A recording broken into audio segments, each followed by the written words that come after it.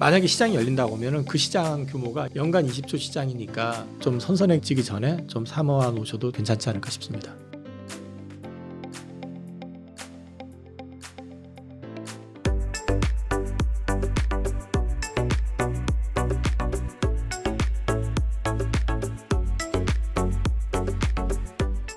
올 가을부터 좋아질 것 같은데 그 전에 좀 싸게 사라고 말씀을 드리는 건 방산하고 조선 계속 말씀을 드리고 있고요.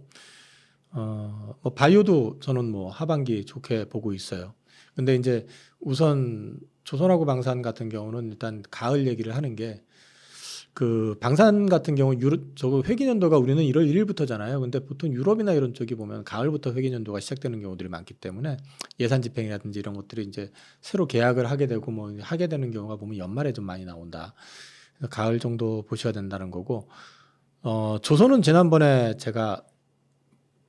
했었나요? 거기서 보면은 실적이 3분기부터 드라마틱하게 좋아진다라는 말씀을 드렸던 것 같아요. 그래서 조선 쪽은 관심을 좀 그런 2분기 중에 뭐 요즘처럼 별로 안 움직이고 있을 때 조금 눌려 있을 때 사보시는 거 괜찮을 것 같고, 조선 같은 경우는 특히나 이제 그 미 해군 MRO 관련된 부분들이 작년 올 연초부터 해서 계속 얘기가 되고 있었고, 실제로 이제 그 현대중공업은 그 필리조선소 MOU 체결한 것도 있었고, 그다음에 이제 필리핀의 그 수빅조선소 활용하는 거 임대하는 것도 얘기가 나왔었고, 그 하나오션 같은 경우도 이제 MRO 사업 관련해 가지고 지난번에 이제 컨퍼런스 콜에서는 상반기 중에 가시화될 거다라고 했는데, 역시 상반기 끝나가는데 가시화는 안 되고 있지만 이게 호주 조선소 인수권 관련해 가지고 진행되는 것들도 있고, 그 MRO 사업 자체가 우리가 진출하고 싶어서 막 안달이 나서 그러는 게 아니라 미 해군의 필요에 의해서 진행이 되는 거기 때문에 이쪽 관련된 사업이 하반기에는 어떤 식이든 구체화될 거다.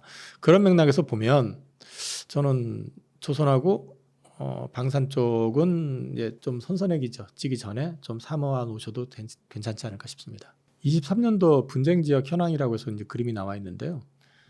이 그림에 지금 표시가 안 된 게 중국 쪽이 표시가 안 돼 있잖아요. 근데 중국은 인도하고 늘 옥신각신하고 있죠. 또 중국은 또 동남아 쪽에서 또 지금 동남아 국가들하고 또 남중국 해가지고 옥신각신하고 있죠. 뭐 아직까지 분쟁 상황까지는 아니지만 대만하고도 항상 또 트러블이 있는 상황에다가 일본 역시 마찬가지로 그 다오이다인가 뭐 그 거기 또 저 그쪽 관련돼 가지고 갈등이 좀 있잖아요. 지금 열어놓고 보면은 분쟁 지역 아닌 데가 뭐 우리 남북한은 항상 뭐 그러고 있죠. 그러니까 별로 없어요. 그렇게 따지고 보면은. 그렇기 때문에 이 인류가 존재하는 동안에 항상 전쟁이 끊어졌던 적이 없기 때문에 이 방산에 대한 부분들은 계속해 가지고 갈 수밖에 없다. 특히 이 대탕트 시대가 이제 끝났잖아요. 사실 대탕트 시대라고 하는 게 이제 그 소련이 망하면서 러시아 연방이 해체가 되고, 그 이제 절대 강자 미국이 절대 강자로 올라서게 되면서 독주 체제로 갔을 때 사실 감히 아무도 넘보지 못했는데, 미국이 경제적으로도 조금 예전 같지 않고, 그 다음에 이제 대탕트 시대가 오다 보니까 방산업체들이 다 이제 구조조정되고 또 인수합병되고 이러면서 무기 생산 능력이 많이 줄어들었죠.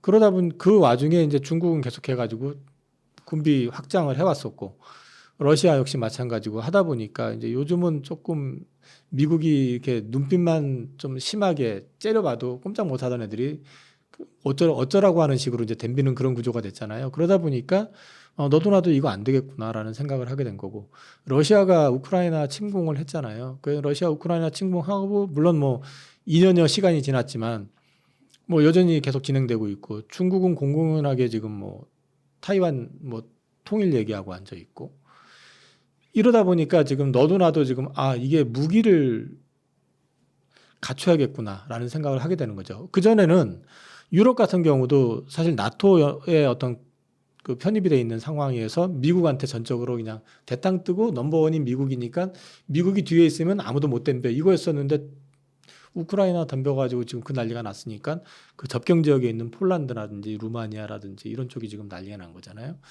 그래서 이제 이런 부분들은 앞으로도 계속 될 가능성이 높다. 근데 문제는 앞서도 말씀드린 것처럼 군수업체들이 없어지거나 흡수합병되고 정리가 돼버리고 나니까 실제로 무기를 생산할 수 있는 데가 몇 개가 없어요.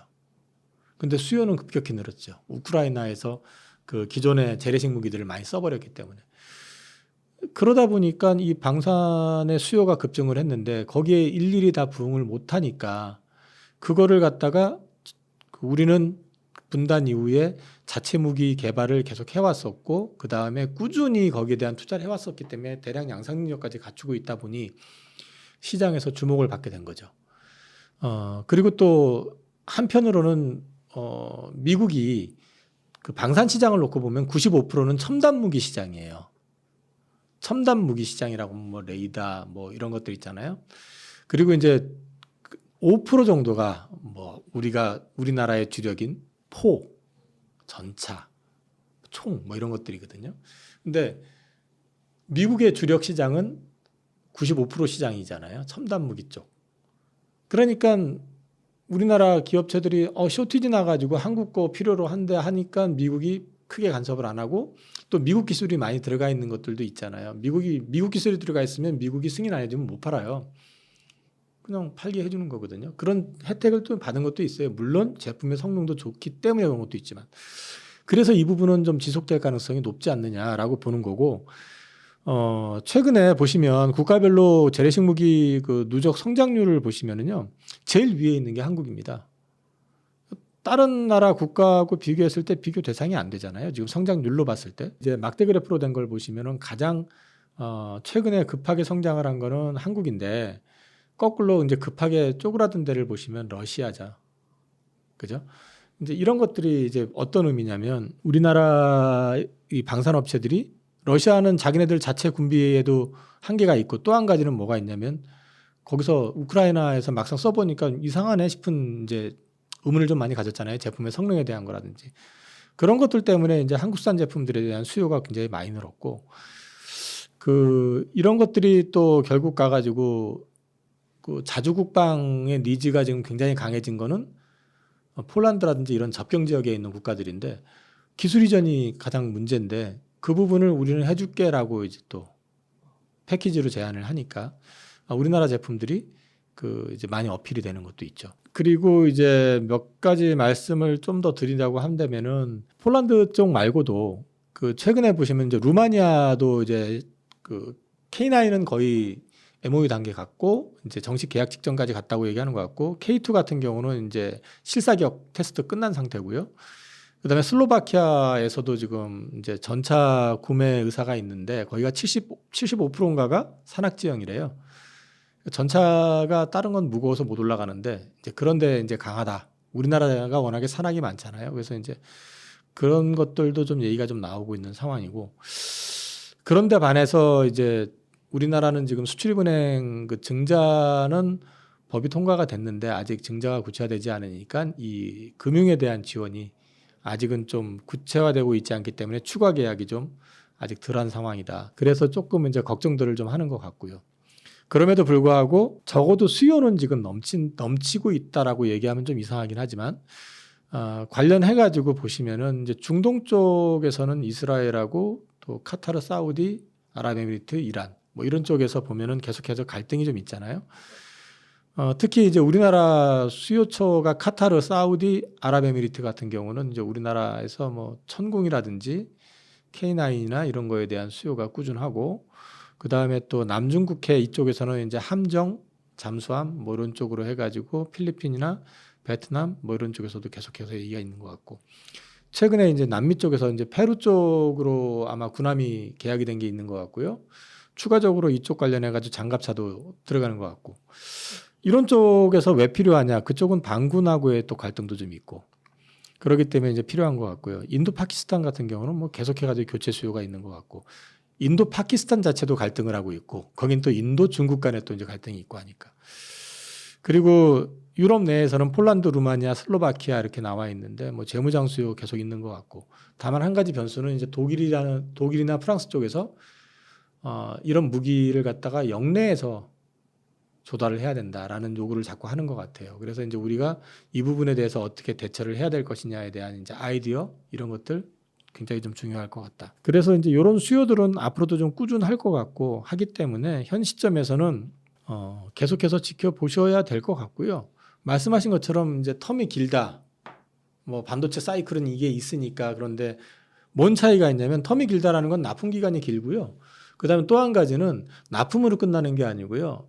유지 보수가 있죠. MRO 사업, 창정이라고도 얘기하는데 예를 들어 가지고 10조 원어치 계약을 하게 되잖아요. 그럼 한 30년 동안 그 창정 비용으로 들어가는 게 그만큼이 더 들어갑니다. 그러니까 실질적으로 계약은 10조 했지만 거기에 따르는 매출이라고 해야 되나요? 이거는 곱하기 2라고 보시면 돼요. 그렇기 때문에 방사는 그냥 한 번 수출로 끝나는 게 아니에요. 그리고 한 번 쓰고 그게 익숙해지게 되면 결국은 그 보통 사람들이 쓰던 거를 계속 쓰게 마련이잖아요. 그래서 이제 이런 수요들도 꾸준히 나올 수 있다. 그래서 긴 게 나쁜 건 아니다.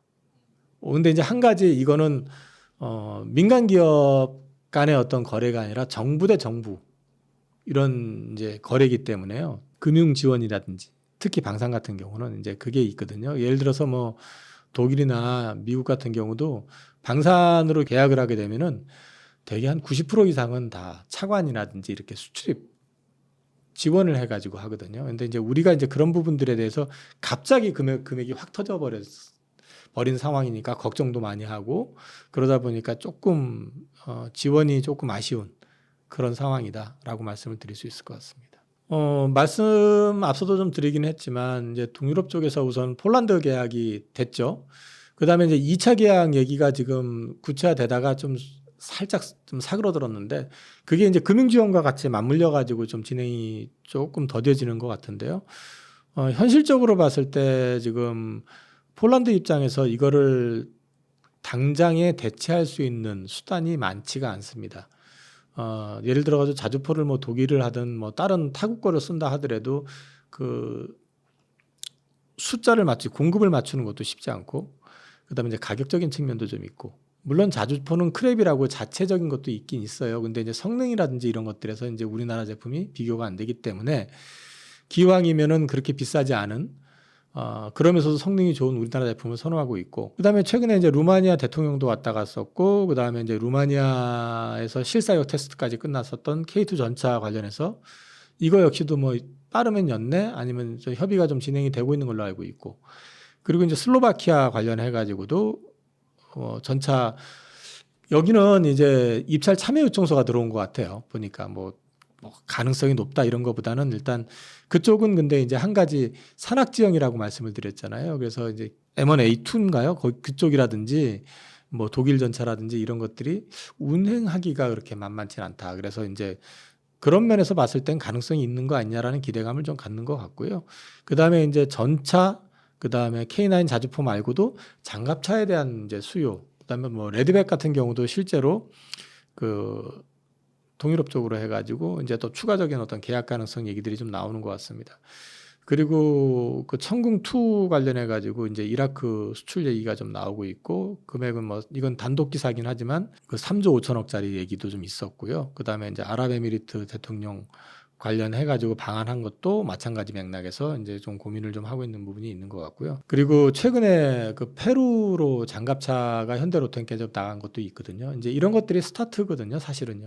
그래서 이제 이런 쪽으로 해가지고 앞으로도 기대가 할 수 있는 지역으로 따지고 보면 사우디도 가능성이 있어 보이고 이라크, 아랍에미리트, 그다음에 폴란드, 루마니아, 그다음에 슬로바키아, 사실 또 체코도 얘기가 나오고 체코는 독일이 친독 성향이 좀 강해서 모르긴 하겠지만 그쪽도 있고 FA50 관련해 가지고 뭐 말레이시아라든지 뭐 이런 쪽 수요도 꾸준히 있을 것 같고 그래서 앞으로도 이게 눈에 확 드러나진 않지만 이렇게 밑에서 진행이 되고 있는 게 많고 앞서 말씀드린 것처럼 특히 유럽이나 이런 쪽은 회기년도 자체가 뒤로 좀 가 있기 때문에 지금 당장보다는 좀 찬바람이 불 때쯤 해서 좀 구체화되지 않을까 그렇게 보고 있습니다.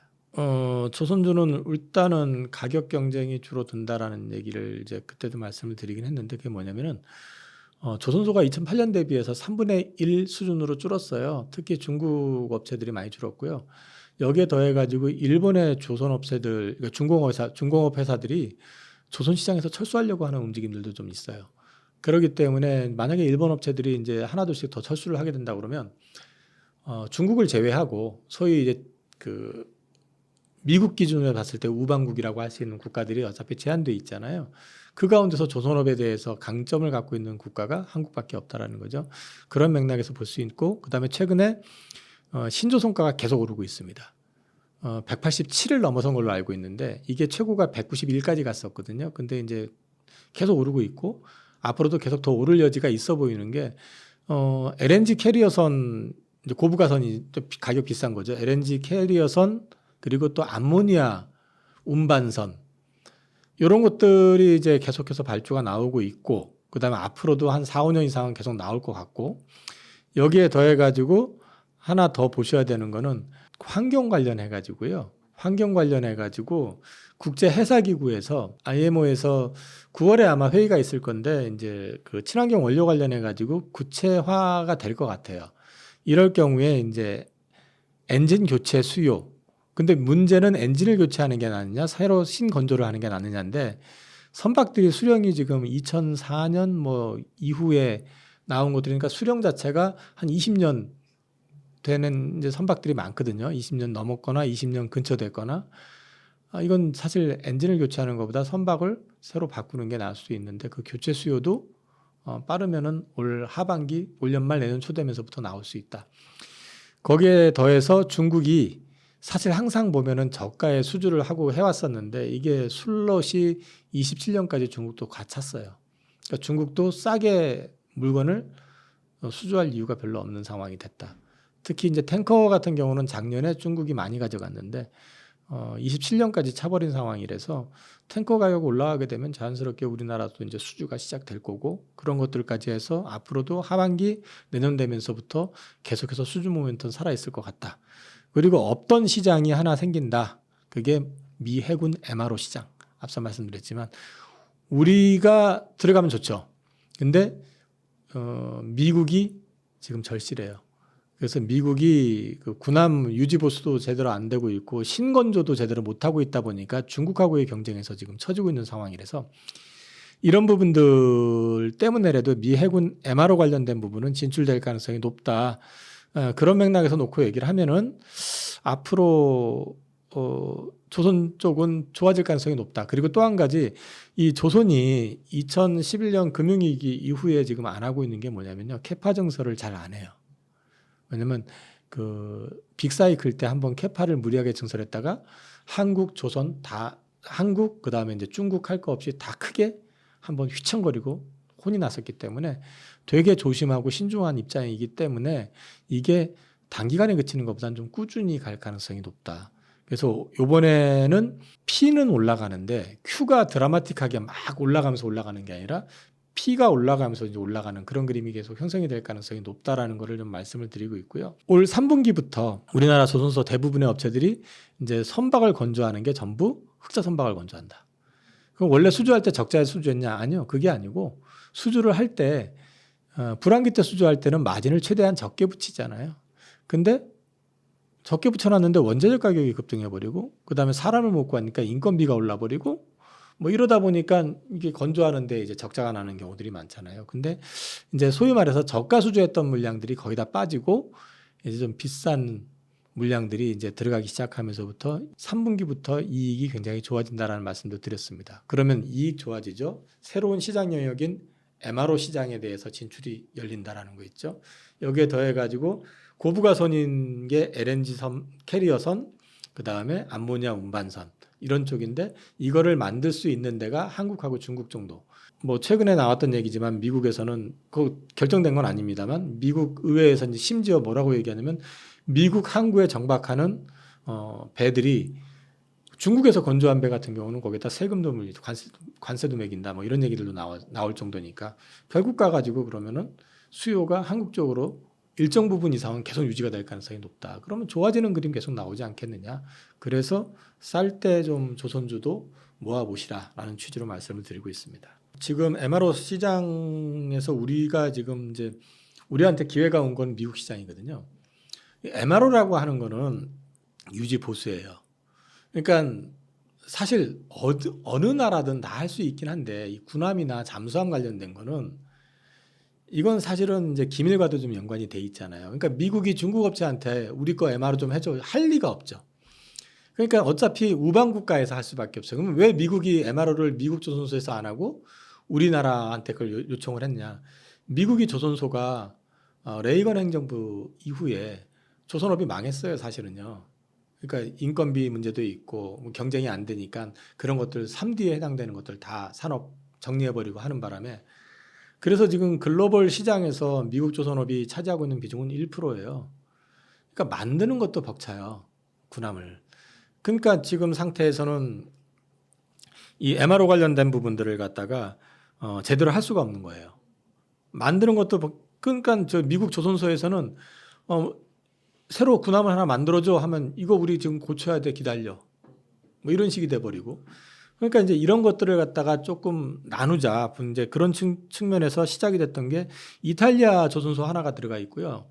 그다음에 호주 조선소가 들어가 있고 일본 조선소가 들어간 걸로 알고 있고 그다음에 이제 한국 조선소가 이제 2군데 정도가 지금 들어가 있는 가 있는 게 아니라 갈 것 같습니다.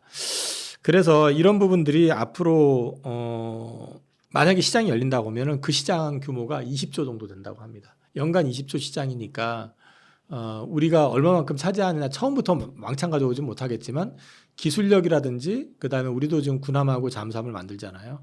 그러면 뭐 그쪽 관련해 가지고 유지 보수하는 데는 큰 문제가 없을 테니까 거기에 더해 가지고 만약에 우리가 미국 군함까지 수주할 수 있는 레퍼런스를 쌓게 된다 그러면 우리는 방산업에서 또 이제 새로운 시장을 또 개척할 수 있잖아요. 그래서 이제 그런 것들 놓고 봤을 땐 포텐셜이 굉장히 큰 거죠. 지금 한국 미국 얘기를 하면은 이제 금리 인하가 결국 언제 되느냐에 대한 이제 부분이 좀 있어요. 그러니까 달러가 강세일 때는 지금처럼 계속해서 미국이 좋아요. 근데 달러가 그럼 약세로 언제 돌아서느냐? 금방 약하게 돌아서지는 않을 것 같거든요. 지금 봐서는. 근데 이제